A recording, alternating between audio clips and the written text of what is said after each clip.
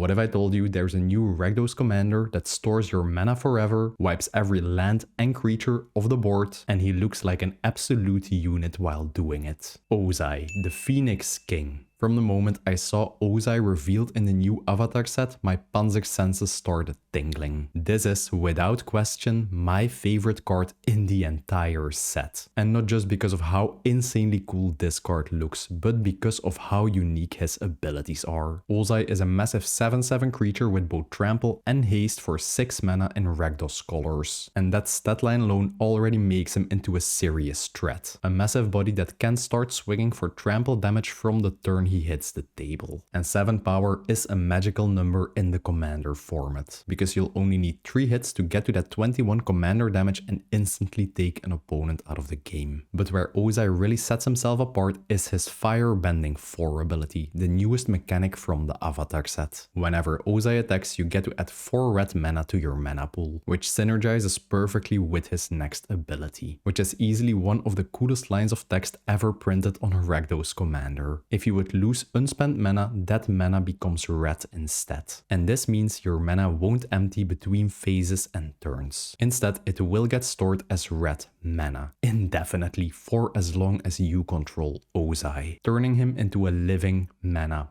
battery, allowing you to stockpile your mana into Ozai every single turn, either from his own firebending ability or mana from any other source, be it your lands, your mana rocks, or any of your mana generating spells. Ozai essentially is the Rakdos version of the classic mono green commander, Omnath Locus of Mana, but bigger, more aggressive, and much more explosive. And it doesn't even stop there, because Ozai actually rewards you for stockpiling all that mana. For as long as you have 6 or more unspent mana, Ozai will get indestructible and flying. When Ozai is charged up, he literally ascends to the skies, and he becomes nearly impossible to block and nearly impossible to destroy. So to summarize, a flying, indestructible, trample, haste 7/7 creature body that will generate you a huge amount of mana whenever he attacks and allows you to store every single point of mana you are able to generate. Yeah, that sounds pretty crazy, right? Now, I've tried building Ozai in a couple of different ways. I experimented with a Spellslinger build, I tried out treasure synergies, and I even attempted a pure aggro build. But the problem was there are already other Rakdos commanders that do all of those archetypes better. None of them really used all of Ozai's abilities to their fullest potential. And then I realized there's one archetype that fits the Fire Lord perfectly: mass land destruction. And let's be honest, it is the perfect fit for the Phoenix King. In this deck, we're going all in on mana acceleration. We're using a ton of mana rocks and ram pieces to get Ozai out as early as turn 3 or turn 4. Then we charge him up immediately and we start storing obscene amounts of mana. And once he is on the field and he is indestructible, that's where the fireworks really start. Because we're going to use all of the mana we store to cast Boardwipes and mass land destruction spells. We don't really care about blowing up our own lands because we will be controlling a huge amount of mana rocks, and we do play a commander that generates us a ton of mana every time we attack with him. And we don't care about destroying all creatures because Ozai will always be indestructible. And after you wipe the board of all lands and all creatures, the battlefield will be empty. It will just be you controlling a 7/7 flying indestructible body and a huge pile of red mana to fuel whatever you want to do next. It's a deck that's both thematically perfect and mechanically brilliant, really using all of Ozai's abilities to their fullest potential. This might be one of the hardest decks I've ever tried to make work, but the final result is something that I'm genuinely proud of. As I do in all my videos, I will be going over every single card in the deck and explaining why it is included. This video is divided up in 9 different categories: the main acceleration spells, the artifact-based acceleration, the board wipes and land destruction, the support cards, card advantage, the win conditions, protection and interaction, the lands, and in the end also a considering section where I will be talking about the cards that didn't make it into the final list. And let's start by going over the main acceleration pieces in this deck. These are the big ram spells we play in the deck that will allow us to cast Ozai really early into the game or will produce us a huge amount of mana once he's on the battlefield.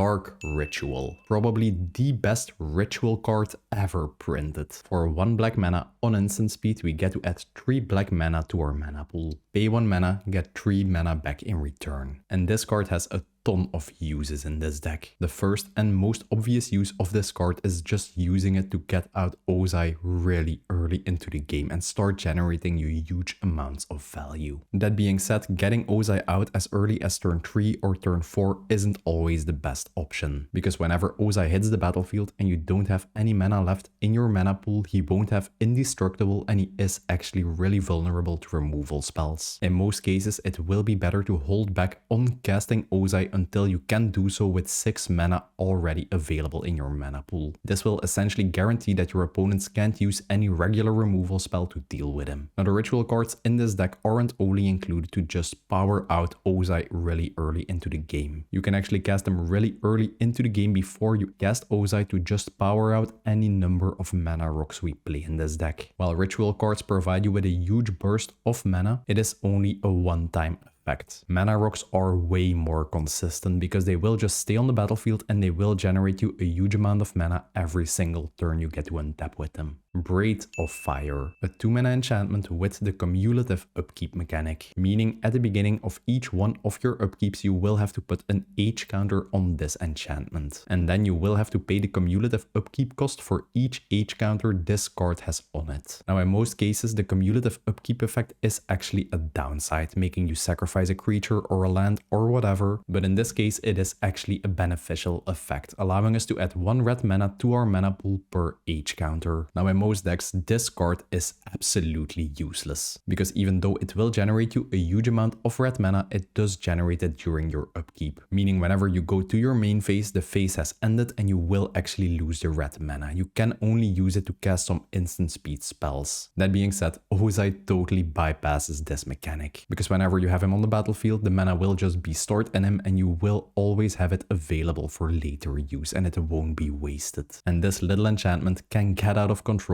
really quickly. You can just drop it on turn 2 and by the time you get Ozai out, it will already have like 4 H counters on it and you will be adding like 4, 5, 6 mana to your mana pool every single turn. Birgi, God of Storytelling. Whenever we have this 3-drop creature on the battlefield, any spell we cast will add 1 red mana to our mana pool, and mana generated this way doesn't empty from our pool until the end of turn. As you can imagine, this card is totally busted in this deck. Cast a Dark Ritual, you will now get 4 mana. Cast Ozai and you will get 1 mana refunded to you. Cast any of your mana rocks and you will get more mana available, allowing you to play even more mana rocks, which will also generate you mana. Now the main reason this card is included in the deck is the front side of this card, but later in the game, if you don't actually need the mana generation because you already have a million mana stored with Ozai, you can actually cast the backside of this card for 5 mana, which is a legendary artifact that allows you to discard a card and exile the top 2 cards of your library, and you are allowed to play those cards from exile until the end of turn. Later in the game, if you do have some dead cards in your hand, like any lands you don't need anymore, some Boardwipes while the board is already empty, you can just ditch them to this artifact and dig really deep into your deck. Electro,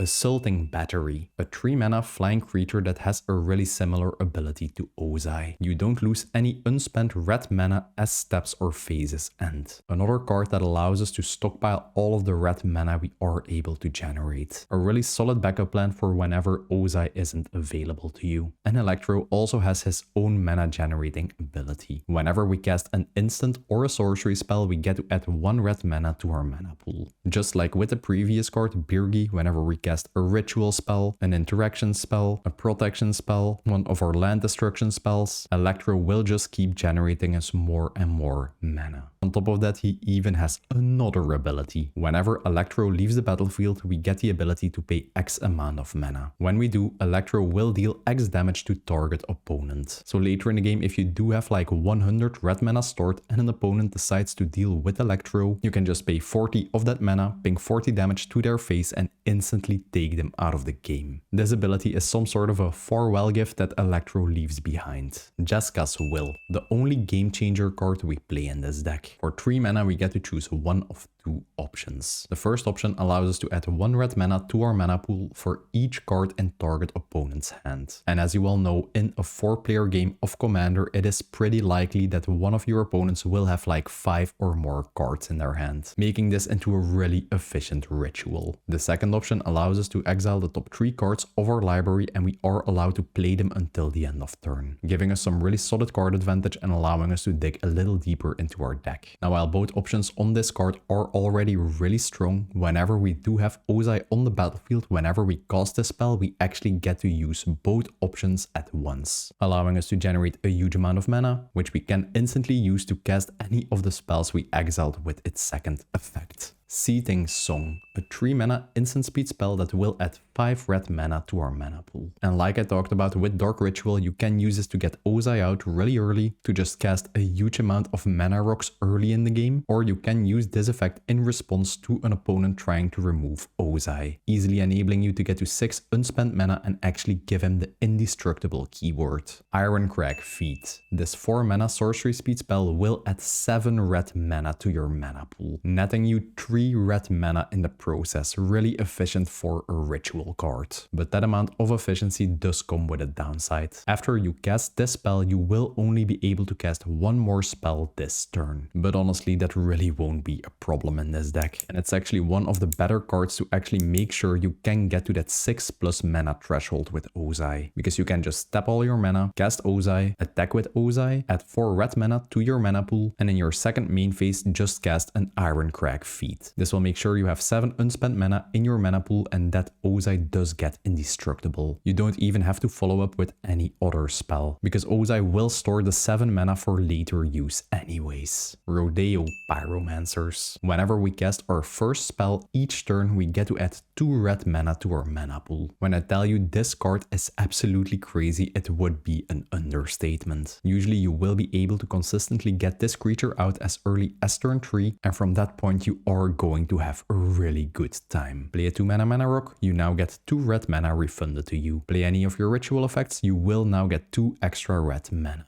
And Ozai even allows you to kind of surpass the once per turn mechanic, because you can just cast a card in your own turn, get the 2 red mana, it gets stored into Ozai. In an opponent's turn, you can cast an instant speed spell, and because that is your first spell, that turn you will produce another 2 mana that will get stored into Ozai, one of the most efficient mana generators in the entire deck. Treasonous Ogre. This 4 mana creature probably has the best mana generating ability ever printed. To this day, whenever I see this card, I still don't believe it is a real thing. It really looks like some sort of custom made up card. On instant speed, you can pay 3 life to add 1 red mana to your mana pool. And this ability has no limitations. You can use this as many times as you want. And since we do start a game of Commander with 40 life, we do have a ton of resource to work with. Someone is trying to destroy Ozai, just pay a little bit of life in response, add some red mana to your mana pool and make him indestructible. You want to cast a really expensive spell that will destroy all creatures and all lands on the battlefield, just pay like 21 life, generate 7 mana, cast a spell, and you will usually be able to win the game from there. It doesn't really matter that you are at a low life total, because your opponents won't be able to deal any damage to you if they don't have any creatures or lands available anymore. Life is a resource anyways, people. Use it. Mana Geyser. This spell has the most potential out of all the ritual cards. It does come at a huge cost of 5 mana, but it will add 1 red mana to your mana pool for each tapped land your opponents control. This spell will always generate you at least 10 mana, and it can be so much more depending on the current board state. And this huge burst of mana will instantly charge up Ozai, make him indestructible, or you can even use the insane amount of mana this spell will generate to just close out the game with any of the win cons in this deck. Neheb the Eternal. At the beginning of your post-combat main phase, you get to add 1 red mana to your mana pool for each life that your opponents have lost this turn. Now, due to the fact that we are playing a 7 power flying trample commander that we always want to be swinging with, this effect will always generate you a huge amount of red mana, which you can use instantly, or you can just store it into Ozai for later use. And this creature also has the afflict mechanic, meaning whenever your opponents do decide to block Neheb, they will actually lose 3 life in the process, making swinging with Neheb into a lose-lose situation for any of your opponents. Or they just take the hit and they lose 4 life, or they chum block it with a really small 1/1 token and they still lose 3 life, allowing us to add 3 mana to our mana pool. And the last card in this section is Rousing Refrain. For 5 mana, this card has exactly the same effect as a Jeska's Will. You get to add 1 red mana to your mana pool for each card that target opponent has in their hand, which on average will be somewhere between 5 to 6 mana. Now obviously paying 5 mana for this type of effect is a horrible deal. Good thing that this card also has the suspend mechanic, meaning we can actually exile this card from our hand with 3 time counters on it for 2 mana. At the beginning of each of your upkeeps, you do get to remove 1 time counter from it, and whenever it hits 0 time counters, you actually get to cast this spell. A really good sort of investment card you can cast early in the game, and you can actually time your Ozai cast around this. Just wait until the turn that this card hits 0 time counters, add a huge amount of red mana to your mana pool, and then follow up with Ozai. Thanks to the mana that is already in your mana pool, he will instantly have the indestructible keyword, and he will be really hard to deal with for your opponents. And on top of that, whenever this spell resolves, it doesn't go to your graveyard. It actually gets exiled again with 3 new time counters on it, making this into some sort of a continuous ritual effect that you will get every 3 turns. Next up, we have the second part of the acceleration section, the artifacts. They allow us to accelerate fast, keep sources of mana generation on the battlefield after we wipe the board of any creatures or lands, and they keep feeding mana into Ozai every single turn. And let's start about the most efficient mana rock ever printed, Sol Ring. For 1 mana, you get an artifact that allows you to add 2 colorless mana to your mana pool. And as you all know, a Sol Ring can set up for some really explosive starts. Just play a land on turn 1, follow up with a Sol Ring, tap the Sol Ring for 2 colorless mana, and follow up with another mana rock, which will result in you having access to 5 mana as early as turn 2, which is absolutely crazy. And later in the game, whenever you do have Ozai on the battlefield, you can just tap your Sol Ring, and if you don't use the mana, Ozai will just store it as red mana for later use. We also run 6 2-mana mana rocks in this deck, being an Arcane Signet, a Cold Steel Heart, a Felbar Stone, a Rakdos Signet, a Solar Transformer, and the Rakdos Talisman. Now all of these cards have the same function in the deck, allowing us to accelerate our mana, generate us a ton of mana on later turns that we can store into Ozai, and allowing us to keep generating mana even though we just destroyed all lands on the battlefield. And the reason why this many 2-mana mana rocks are included in the deck is to just ensure that you will almost always have 1 in your opening hand. In this deck, you want to take aggressive mulligans because you will always want at least 1 acceleration piece in your opening hand.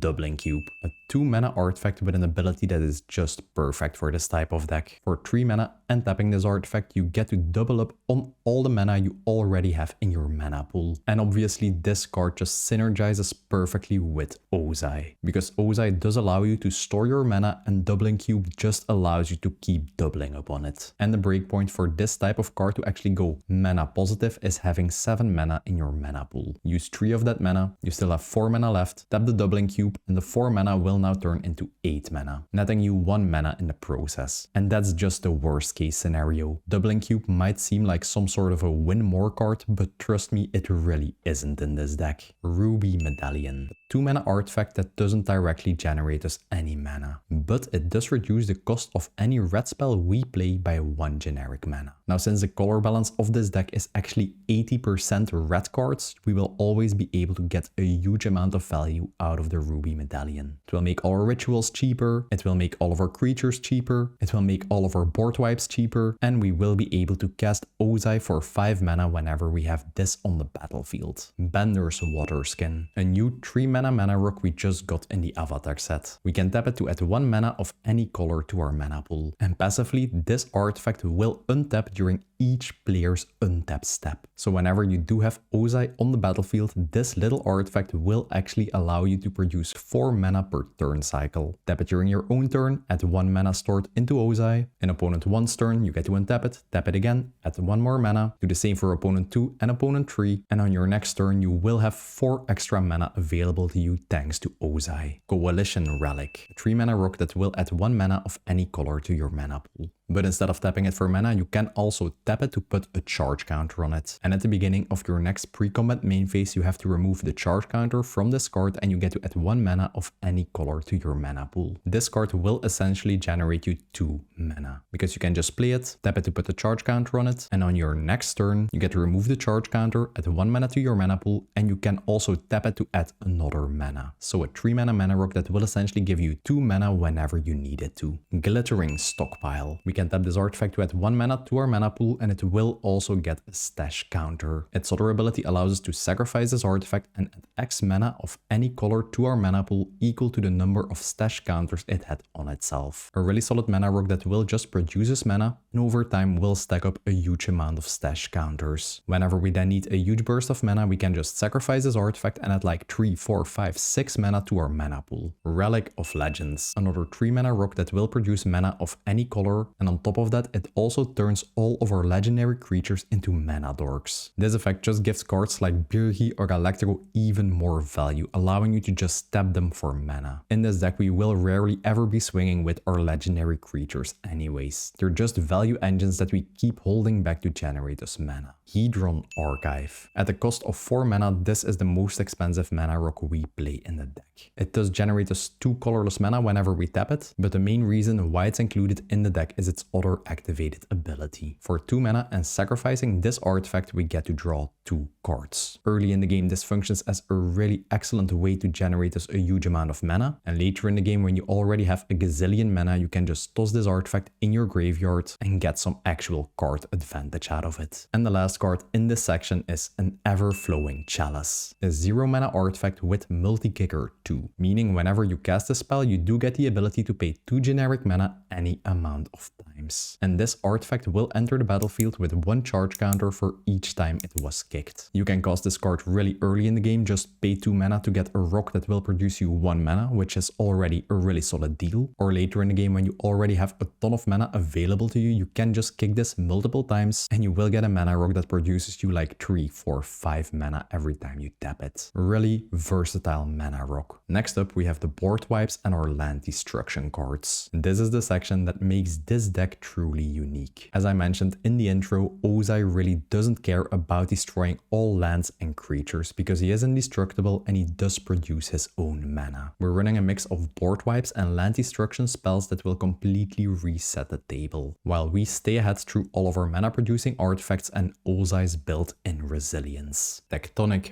Break. For 2 red mana plus X, every player has to sacrifice X lands. And you have to imagine it like this. Let's say you have like 4 mana left in your mana pool and you then decide to swing with Ozai. He will add another 4 mana to your mana pool, and in your second main phase you will be able to cast a Tectonic Break with X being 6. Every player will have to sacrifice 6 of their lands, which usually will leave them with 0 lands left, and from that point on they just can't deal with Ozai anymore, because no lands means that they won't have any mana to cast any removal spells, and they will just be completely locked out of the game at that point. And we don't really care about not having lands anymore, because we will have a huge amount of artifacts to generate us mana, and every time we swing again with Ozai he will generate us 4 more mana. Bontu's Last Reckoning, a 3 mana spell that will destroy all creatures on the battlefield. Now just paying 3 mana for a board wipe does come with a downside. All of our lands won't untap during our next untap step, which once again is something we really don't care about in this deck, because we'll have Ozai generating us mana and we will have a ton of artifacts generating us mana. Last One Standing, another 3 mana board wipe that allows us to pick 1 creature at random and then we get to destroy all the rest. Now the trick with all of these board wipe cards is just having enough mana in your pool to make Ozai indestructible, then cast one of these spells, destroy all creatures on the board, and Ozai will always survive the wipe. Damnation. Yeah, just the classic board wipe. Pay 4 mana, destroy all creatures on the battlefield. Since we are some sort of a mid-range deck, you can even use some of these board wipes to just reset the board before you even resolved Ozai. This will really allow you to slow down all of your opponents and buy you more time to get to some insane value plays with Ozai. Pyrohemia, a 4 mana enchantment with an activated ability. For 1 red mana, this card will deal 1 damage to each creature on the battlefield and to each opponent. This enchantment allows us to convert any point of mana we store with Ozai into board-wide damage. You can use this ability on instant speed, so you can just keep clearing the board of any creatures you don't like whenever you want. For as long as you have the mana left, that is. Or you can just use this effect a couple of times to really take a huge chunk of life out of your opponent's life totals. And at the beginning of your end step, if no creatures are left on the battlefield, you do have to sacrifice this enchantment. But since we do play a commander that's essentially indestructible, this will barely ever happen. Ruination, a 4 mana sorcery speed spell that will destroy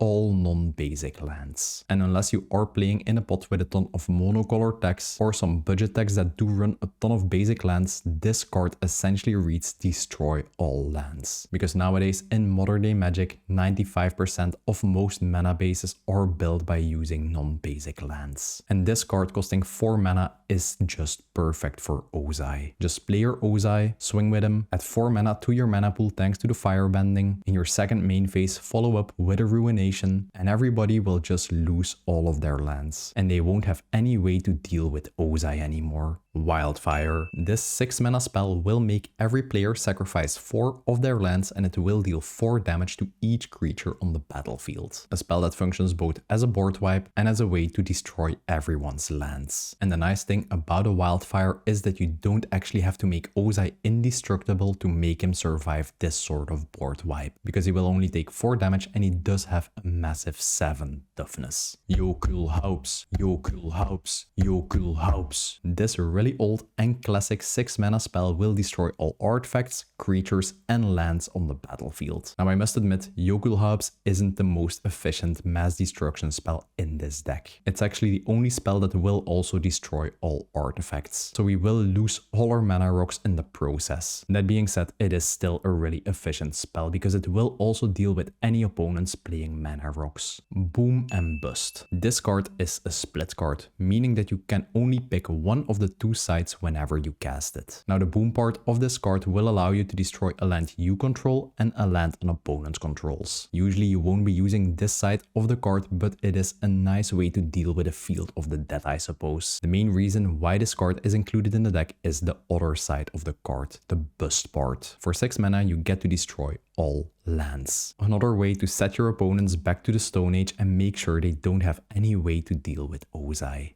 Devastation. For 7 mana you get a spell that will both destroy all creatures on the battlefield and will destroy all lands. Probably the least efficient mass destruction spell in the entire deck, but it will get the job done. Blasphemous Act. For 9 mana you get a spell that will deal 13 damage to each creature on the battlefield, but its cost is reduced by 1 generic mana for each creature that is on the battlefield. And when do you need a board wipe most? Yep, that's right, whenever there are a ton of creatures on the battlefield. Making Blasphemous Act into one of the most efficient board wipes ever printed, because this is a 1 mana spell that will deal 13 damage to everything. And the last card in this section is Decree of Annihilation, a massive 10 mana spell that will exile all artifacts, all creatures, all lands, all graveyards and all hands from the game. Now obviously this is a horrible card in this deck, because no matter if Ozai is indestructible or not, whenever we do have to exile him, the indestructibility actually doesn't matter. This card is included in the deck for its cycling ability, meaning we can pay 7 mana, discard this card, draw a new card, and then it will destroy all lands on the battlefield. And due to the fact that this is a cycling ability, your opponents won't be able to use any counter magic to actually counter this effect, because cycling is an activated ability and it's not casting a spell. Before we continue, I want to take a moment to talk about something controversial I've never voiced on the channel before: the bracket system. It's Wizards' attempt to create a structured way to rate the power level of commander decks by putting them into a power level bracket. I've mentioned my opinion on the bracket system a ton of times in my Discord, but never in a video. And that is that I personally don't really care for or use the bracket system myself. Sure, in some of my videos I do avoid using game changers or tutor cards to make a deck like bracket 2 or 3, but beyond that, I don't think the system really works,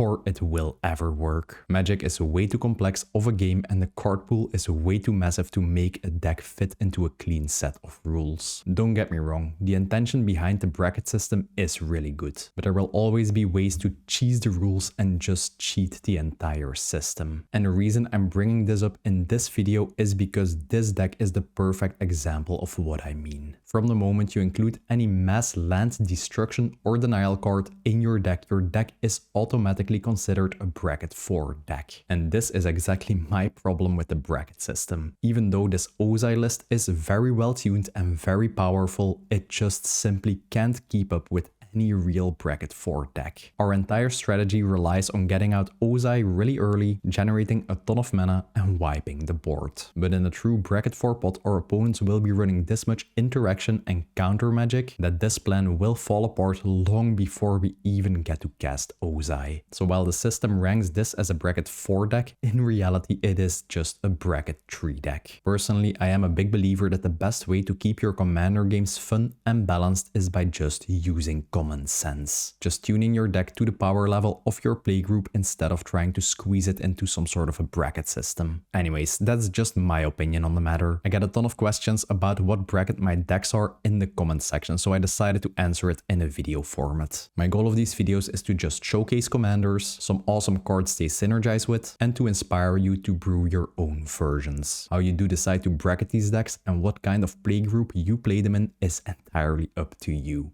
Next up, we have the support section. These are the cards that will enhance everything that this deck does, but they didn't fit into any other category. Ragavan, everyone's favorite monkey pirate. Whenever this 1-drop creature deals combat damage to an opponent, you get to generate a treasure token and that player has to exile the top card of their library. And until the end of turn, you can cast that card. Now the reason why Ragavan is included in this deck is because he is just one of the best cards to have in your opening hand. Just play him on turn 1, and if you are just able to connect like once or twice with him, he will produce you treasure tokens and it will provide you with an insane mana benefit. And later in the game, Ragavan is actually a really good card to play whenever you have used one of your Boardwipes, because you will be able to dash him in for 2 mana, make him enter the battlefield with haste, connect to one of your opponents, generate the treasure token, and if you do have the mana available and you do hit some really interesting spells of your opponents, you are actually able to use them against them. Zuko Conflicted. Ozai is my favorite card in the entire Avatar set, but Zuko really makes for a close second. I mean, just look at the art and how unique his abilities are. At the beginning of your first main phase, you get to choose 1 out of 4 options that hasn't been chosen before this game and you lose 2 life. The first option allows you to draw a card, essentially making him replace himself. The second option allows you to put a +1/+1 counter onto him. The third option allows you to add 1 red mana to your mana pool. And the last and probably the final option you will choose is that you have to exile Zuko and then an opponent will gain control of him. Now, if you already went to the first 3 options and then an opponent gets control of him, that's honestly perfectly fine because he will have generated you an insane amount of value. Boggart Trawler, the first MDFC card we play in the deck. 3 mana creature that whenever it enters the battlefield will exile target player's graveyard. An excellent way to deal with any dredge players, reanimation players, or spellslinger players that rely on casting spells from their graveyard. And like all of the MDFC lands that we do play in this deck, if you don't need the spell, you can just play the backside of this card, which basically functions as a basic swamp and can even enter the battlefield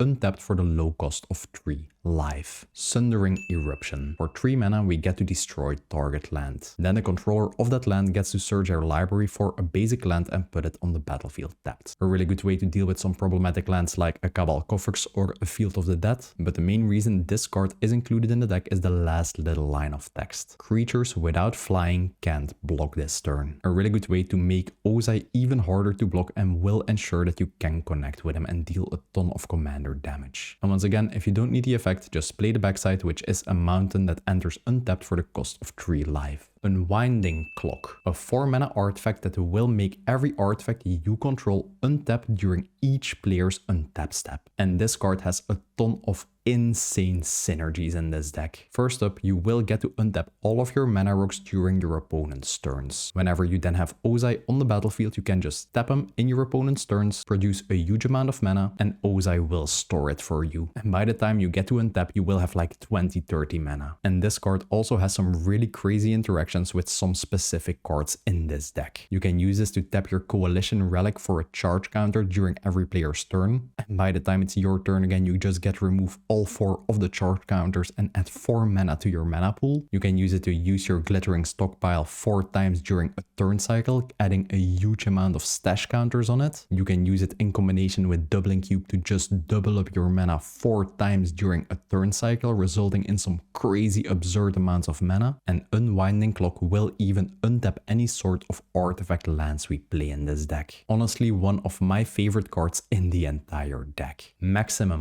Carnage. The first part of this 5 mana saga will essentially goad all creatures your opponents control. On the next turn, they will be forced to attack if able, and they have to attack a player other than you. And this effect will just buy you a huge amount of time, because essentially you will just be safe in the next turn and your opponents won't be able to swing at you. The second part of the saga will add 3 mana to our mana pool, which, as you know, is just fantastic in this type of deck. And whenever you get to the final stage of the saga, it will deal 5 damage to each opponent. A really nice cherry on top to just take a huge chunk of life out of your opponent's life totals. Pinnacle Monk. Whenever this creature enters the battlefield, we get to return target instant or sorcery card from our graveyard to our hand. Since we don't really play any sort of recursion in this deck, this card might actually get the vital card from your graveyard back to your hand if it gets milled, for example, or it just gives you a second use out of any spell you already cast. And if you don't need it, just play the backside of this card, which is a land. Blood-Soaked Insight, a 7 mana sorcery that will have its cost reduced by 1 generic mana for each life that your opponents have lost this turn. And thanks to Ozai or any of our other damage dealing effects, this card will always only cost you 2 mana. And whenever you cast it, target opponent will have to exile the top 3 cards of their library. Until the end of our next turn, we are then allowed to cast those spells and use our mana as though it was any color. Now obviously later in the game, this card will generate you a huge amount of value if you are able to hit some huge spells with it. But honestly, that's just a nice little bonus effect. I view this card as a land that will tap for either a black or a red mana that in some specific scenarios might actually change the outcome of the game. Next up, we have the card advantage section. All the mana in the world really doesn't mean anything if you don't have any cards left to use in your hand. The cards in this section will make sure we never run out of cards to actually cast. Most of these draw spells actually scale with the amount of mana we are able to produce, allowing us to use any excess mana we have left to dig really deep into our library and go find our win cons. March of Reckless Joy. For 1 red mana plus X, we get to exile the top X cards of our library. Then we are allowed to play up to 2 of the exiled cards until the end of our next turn. And that little line of text is actually really relevant, because whenever you exile cards with this spell, you are able to cast them instantly, or you can just wait until your next turn and you will still have them available to you. And as an additional cost to this spell, you are also allowed to exile any number of red cards from your hand. The mana cost of this spell is then reduced by 2 generic mana for any red card you exile this way. A perfect way to ditch any cards in your hand that you don't need at the given board state to just dig deeper into your deck. Commune with Lava. For 2 red mana plus X, you get to exile the top cards of your library and you are allowed to play them until the end of the next turn. Now obviously later in the game you will be able to dump a huge amount of mana into this spell and dig really deep. But honestly, it isn't all that bad to cast this spell early in the game. Just cast this for 4 mana, exile the top 2 cards, and it will ensure that you don't miss a land drop or you do get an extra mana rock or something. Zenith Festival. My favorite card in the entire Tarkir Dragonstorm set. And it has exactly the same effect as the previous card. 2 red mana plus X, exile the top X and you are able to cast them until the end of the next turn. But on top of that, this card also has the harmonize mechanic, meaning whenever this card is in your graveyard, you can recast it for its harmonize cost. And you can tap any untapped creature you control to reduce the cost of the spell by the creature's power. Now the harmonize mechanic essentially allows you to get 2 uses out of this spell, which is just absolutely ridiculous. And this is just the perfect card advantage card to cast early in the game. Cast it for 2, dig 2 deeper, get some free lands or some free mana rocks, and later in the game when you do have Ozai on the battlefield and a gazillion mana, you can just recast it again from your graveyard, exile like your entire deck, get a win con, and just close out the game. Black Market Connections, a 3 mana enchantment that will give us a ton of options at the beginning of our next pre-combat main phase. The first option allows us to pay 1 life and create a treasure token, actually accelerating our mana. The second option allows us to pay 2 life to draw a card, giving us some really solid card advantage. And the third option allows us to pay 3 life and create a 3/2 changeling token. And the best part about this enchantment is that you get to choose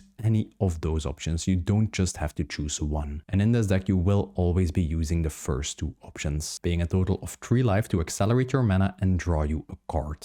Glimpse the Impossible. For 3 mana, you get to exile the top 3 cards of your library and you are allowed to play them this turn. For any card you didn't cast, you get to generate a 0/1 Eldrazi spawn token that you can sacrifice to add 1 colorless mana to your mana pool. This card is both an excellent acceleration piece or a card advantage piece. Probably one of the best cards in the entire deck. Monastery Raid. For 3 mana, you get to exile the top 2 cards and you are allowed to play them until the end of your next turn. Some really solid card advantage, but this card also has the free running mechanic, meaning that you can cast a spell for 1 red mana plus X if your commander dealt combat damage to an opponent this turn, which we will be doing each turn thanks to Ozai. And whenever you cast this card for its free running cost, instead of just exiling the top 2 cards, you actually get to exile the top X cards, which can be absolutely ridiculous, especially thanks to the mana that Ozai will generate you. Big Score. For 4 mana on instant speed and as an additional cost discarding a card, you will get to draw 2 new cards and you will get to generate 2 treasure tokens, accelerating our mana and providing us with some solid card advantage. And the last card in this section is another card we got in the Avatar set, the Legend of Roku, a 4 mana saga that whenever it enters a battlefield allows us to exile the top 3 cards and we are allowed to play them until the end of our next turn. An excellent way to dig a little deeper into your deck, especially early in the game, and you can guarantee that you won't miss any land drops and that you hit some extra acceleration pieces. On the next turn, you get to add 1 mana of any color to your mana pool, which is actually really relevant to get Ozai out 1 turn earlier or play some additional cards. And whenever you get to his 3rd stage, you have to exile the saga and it returns to the battlefield with its backside up, which is a legendary creature that also has the firebending 4 mechanic just like Ozai. And Avatar Roku serves as some sort of an alternate win con in this deck, because for 8 generic mana we get to generate a 4/4 dragon token that also has firebending 4. Now with the amount of mana we are able to generate in this deck, either by swinging with Ozai, swinging with the Roku, swinging with any of the firebending dragons, you can just use all of that mana to create even more dragons and generate you even more mana, which will translate into even more dragons. The main reason this card is included in the deck because the front side of the saga already provides us with some excellent value, but having a backside that can actually take over games all by itself is a really nice little added benefit. Next up we have the win conditions. Now obviously Ozai himself is already a win condition, a massive trample body that your opponents can deal with once all their lands are gone. But obviously we do play some other win cons in this deck. Aggravated Assault, a 3 mana enchantment with an activated ability. For 5 mana we get to untap all creatures we control and we get an additional combat phase after this one. And this card is just insane when you combine it with Ozai, because Ozai will generate you 4 mana every time he attacks, which you can use to activate this enchantment's ability. Essentially, for as long as you can keep paying 1 extra mana, you can keep untapping Ozai and keep swinging with him, just hammering down on your opponents with the 7 power trample commander damage. No matter how you do decide to build your Ozai deck, Aggravated Assault will always be an auto inclusion. Seize the Day. For 4 mana you get to untap target creature you control and you get an additional combat phase after this one. And this card also has the flashback mechanic for 3 mana. And whenever you combine this card with Ozai, it can set up for some instant kills whenever you cast him. You can just play Ozai, swing in for 7 commander damage, add 4 mana to your mana pool, in your second main phase cast a Seize the Day, swing in with Ozai again, deal another 7 commander damage, add another 4 mana, use that mana to flashback this spell, untap Ozai again and swing in again. You will then have 21 commander damage on your opponent and you will instantly lose the game. During playtesting this deck, this situation actually happened more than you can imagine, and I was able to take an opponent out of the game with it and he didn't ever see it coming. Savage Beating, a 5 mana instant speed spell that we can only cast during combat. And whenever we cast it, we do get to pick one out of 2 options. Either we can give all of our creatures double strike until the end of turn, or we get to untap all our creatures and get an additional combat phase after this one. And this card also has the Entwine mechanic for 2 mana, meaning whenever we pay a total of 7 mana for the spell, we actually get both effects. Just swing in with Ozai, add 4 mana to your mana pool. If you have 3 mana from any other source, Entwine this card. Ozai will get double strike, hit someone for 14 commander damage, then you get to untap him, swing in again for another 14 commander damage, and you will get 28 commander damage. Another really cool extra combat card that just enables you to really take your opponents by surprise. Exsanguinate. For 2 black mana plus X, each opponent will lose X life and we will get to gain that much life. Now obviously, as you've seen in this video, we will easily be able to get to like 20, 30, 40 mana with Ozai on the field. If you then are able to cast an Exsanguinate, make every opponent lose 30 life, you will just win the game on the spot. X spells like this one are the perfect way to convert your huge amount of mana into an instant game win. And fun little fact, if your opponents are still all in the game and you cast an Exsanguinate for 10 for example, each of them will lose 10 life and you will actually gain 30 life. And a really similar card is Torment of Hailfire. For 2 black mana plus X, each opponent has to either sacrifice a permanent or discard a card. If they don't, they will lose 3 life. And we get to repeat this process X amount of times. Another really awesome spell to just dump all of our mana into and it will just close out the game on the spot. Especially since we do play a board wipe and land destruction deck, our opponents will barely have any permanents left to sacrifice and they will take a huge amount of life loss. Before we move on, a quick little break because Ozai is just the beginning. I've got a ton of new videos coming up featuring new commanders from the Avatar set. And trust me, some of them are gonna be absolutely wild. If you want to catch these decks before the videos even go live, consider joining the YouTube membership program. Members will get early access to the upcoming deck lists, access to some exclusive Discord chat rooms where I will be sharing what decks I'm currently working on, and at the highest tier you can even submit your deck for a personal review by me. The YouTube membership program is by far the best way to support me and the channel and to ensure that I can keep making these in-depth commander videos every single week. And a big thanks to all the current YouTube members. Thanks to you, I can keep doing what I love doing most. Build some really unique and strong commander decks. Next up, we have the protection and interaction section. Trust me when I tell you, Ozai will always be a target whenever he is on the field. Even though he is indestructible most of the time, we still do need ways to protect him from any exile-based removal or any sort of bounce effects. This section covers answers for any sort of disruption our opponents might have, and also our own interaction pieces to disrupt our opponent's game plans. Redirect Lightning. You can either cast a spell by paying 1 red mana and 5 life, or by paying a total of 3 mana for it. And whenever we cast it, we get to change the target of target spell or activated ability. Obviously, the biggest weakness of this type of Ozai deck is exile-based spot removal, be it a Path to Exile, a Swords to Plowshares, a Deadly Rollick, whatever. And these type of change target spells really allow us to protect Ozai from those. The last Agni Kai. For 2 mana on instant speed, target creature we control gets to fight target creature we don't control. And if the creature an opponent controlled was dealt excess damage in that way, we get to add that much red mana to our mana pool. And this is just the perfect spell to cast for whenever you do have Ozai on the battlefield. You can just swing in with Ozai, get some mana thanks to the firebending, cast the last Agni Kai, make him fight like a mana dork or any small commander that your opponents do control, deal a ton of excess damage, get a ton of mana in return, and easily get to that 6 mana threshold and make him indestructible. Both a really efficient spot removal spell and a card that can generate you an absolutely insane amount of mana. Tibalt's Trickery. For 2 mana, you get to counter target spell. And to this day, I have never even read what the rest of this card does. The most important part is that this gives us access in a Rakdos deck to a 2 mana counter spell. In some cases, our other protection spells just won't be enough, because we can't redirect the target if an opponent is casting a mass exile effect or a mass bounce effect like a Farewell or a Cyclonic Rift. Tibalt's Trickery allows us to just pay 2 mana, ignore that effect, give our opponent whatever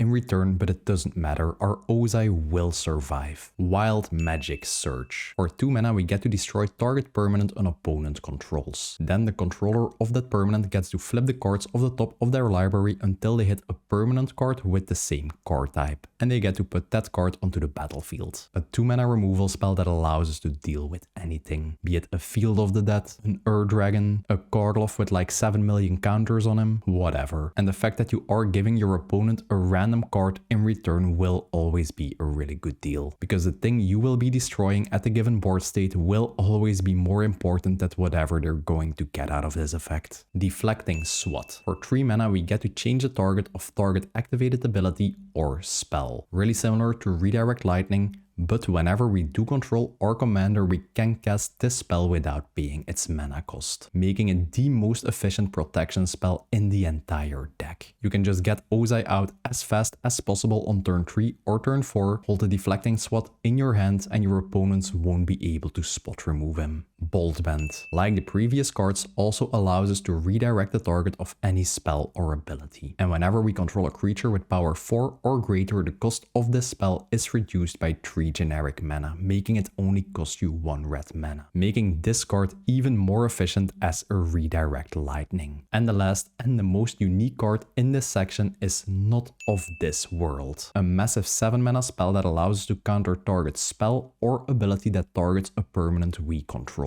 Absolutely horrible value. But whenever we use it to counter a spell or ability that targets a creature with power 7 or greater we control, its mana cost is actually reduced by 7 mana, making us able to cast it for free. Yeah, what should I say? This is by far the best way in the deck to protect Ozai, because you just get a free card you can use whenever you want to counter any spell or ability that might target him. Next up, we have the lands. Since we are playing a land destruction deck, our mana base has to be both efficient and resilient. We're also playing a ton of utility lands in this deck, so I'll start by going over those. Crystal Vein. This land will tap for 1 colorless mana, or you can also sacrifice this land to add 2 colorless mana to your mana pool. Colorless lands in this deck don't really matter that much anyway, since we will always be able to produce our colors thanks to all of the mana rocks we are playing. And just the fact that you can sacrifice this land to accelerate your mana by 1 point, or you can even sacrifice it early in the game to just power out one of your 2 mana rocks is absolutely crazy. We will be destroying all lands anyways and fully relying on our artifacts and Ozai to produce all of our mana. Fire Nation Palace. For 2 mana and tapping this land, we get the ability to give target creature Firebending 4 until the end of turn, essentially allowing us to pay 3 mana to then generate 4 mana whenever we swing with a creature. And this type of effect actually stacks really well with extra combat effects. Shizo,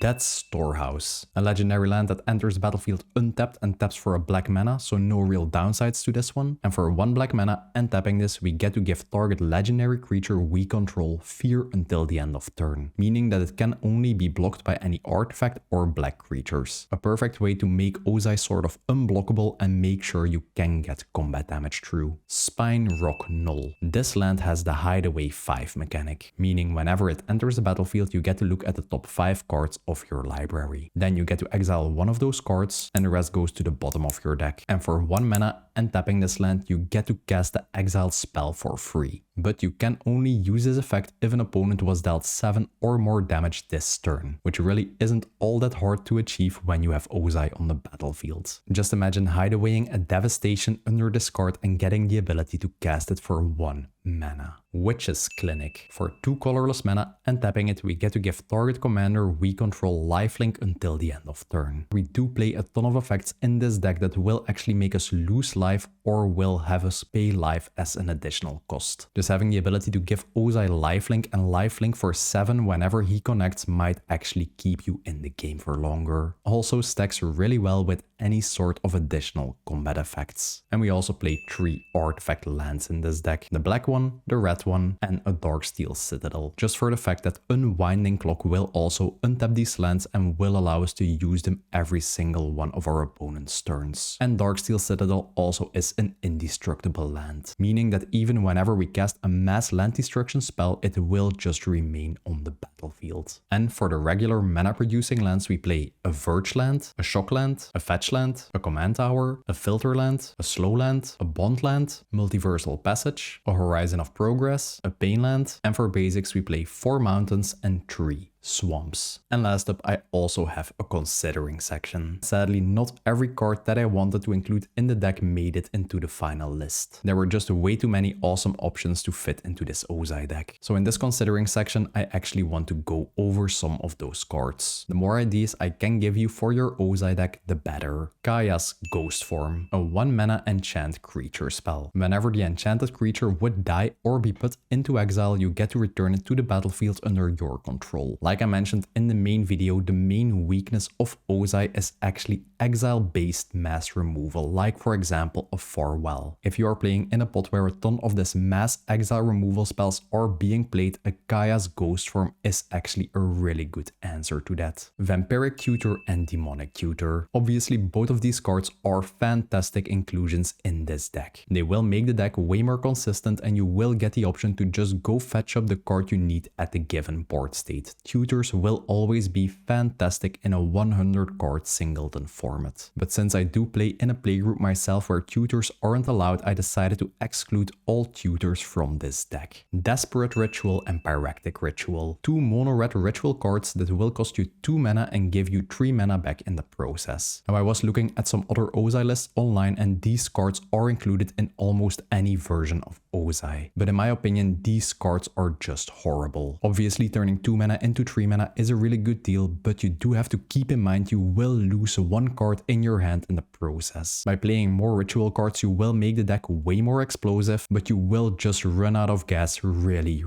fast. And if Ozai then gets removed for any sort of reason, you have no way to come back. I'd really play 2 mana rocks over these type of rituals any day of the week. Impending Disaster, a 2 mana enchantment that will at the beginning of your upkeep check how many lands in total there are on the battlefield. If there are more than 7 lands in play, you have to sacrifice this enchantment and all lands get destroyed. Now obviously a mass land destruction spell for just 2 mana is a really good deal, and arguably even better than the land destruction we included in the main deck. That being said, this card doesn't have an immediate impact. You play it and you actually give your opponents an entire turn cycle to react to this card, making it, in my opinion, way less efficient than any of the other mass land destruction spells that do something whenever you cast them. Urborg, Tomb of Yawgmoth. For as long as this legendary land is on the battlefield, each other land will have the swamp type in addition to its other types. This is obviously a fantastic land and it will allow us to tap any land we control for a black mana. Even colorless lands like a Crystal Vein. Urborg will really help us with our color fixing in this type of deck, but it was excluded from the deck for budgetary reasons. Urborg is a really expensive land and it will only make the deck like 0.001% better. Jeska, Thrice Reborn, a 3 mana planeswalker that will enter the battlefield with 1 loyalty counter for each time you have cast your commander from the command zone this game. Now the reason I did consider Jeska in this deck is because of its first activated ability. We get to choose a target creature and until our next turn, whenever that creature would deal combat damage, deals triple that amount of damage instead. Meaning whenever you use this effect on Ozai, he will deal 21 commander damage whenever he doesn't get blocked. card, enabling you to instantly take your opponents out of the game. Jessica was included in the first iteration of this deck, but I decided to go with extra combat spells instead, because they will give you more value thanks to the firebending mechanic, and your opponents only need 1 toughness to block Ozai, and they will only take 20 commander damage, making them just survive the hit. Ashling, Flame Dancer. This 4-mana creature has the same ability as Ozai and Electro. Any unspent red mana won't empty from your pool at the end of phases or steps. And she also has the Magecraft ability, meaning it will trigger whenever you either copy or cast an instant or sorcery spell. Whenever it triggers, you are allowed to discard a card and draw a new card. The second time it triggers in a turn, it will deal 2 damage to each opponent and each creature they control, making it function as some sort of a mini pyroclasm. And the third time it triggers, you will get to add 4 mana to your mana pool. Now, Ashling is a fantastic card that is able to generate you a huge amount of mana, but that being said, we don't really play enough instants and sorceries to make this card worthwhile. It's a really good fit for a Spellslinger version of Ozai, but not this type of deck. The Soulstone, the best 2-mana mana rock ever printed. It will generate you 1 black mana whenever you tap it. It is indestructible, and it does have a really crazy activated ability. Now, this card obviously is the perfect fit for the deck, even if we forget about the activated ability. Just having a 2-mana indestructible mana rock that will survive things like Yokul Hops is fantastic. The only reason it is excluded is just for budgetary reasons. It will only make the deck like 1% better, and usually just playing a Rakdos Signet is as good as playing this really expensive card. Shadow the Hedgehog. For 4 mana, you get a 4/2 haste body, and whenever Shadow or another haste creature you control dies, you get to draw a card. And whenever you cast any spell and mana from an artifact was used to cast that spell, it will gain split second, meaning opponents can't respond to you casting that spell, essentially making anything you cast uncounterable. Now, first up, Shadow has a really specific mana cost, and it is actually really hard to get to 2 black and 2 red mana to cast him. And secondly, the split second effect is really strong, but you can only get some real benefit out of it if you do play in a playgroup where a ton of counter magic is being played. I just really wanted to mention Shadow. He is a really strong and potent card for the right type of playgroup. And that's it for my take on Ozai the Phoenix King, the ultimate embodiment of destruction. Once Ozai hits the battlefield, the board turns to ash and only the Phoenix King remains standing. If you enjoyed the video, make sure to leave a flame emoji in the comments below so I know you made it to the end of the video. Share this video with every single player in your local game store, hit the like button, hit subscribe, and hit the bell notification icon so you don't miss any of these awesome weekly in-depth commander deck videos. I've got some really interesting decks coming up and you really don't want to be missing any of those. As always, thanks for watching and I will see you in the next one.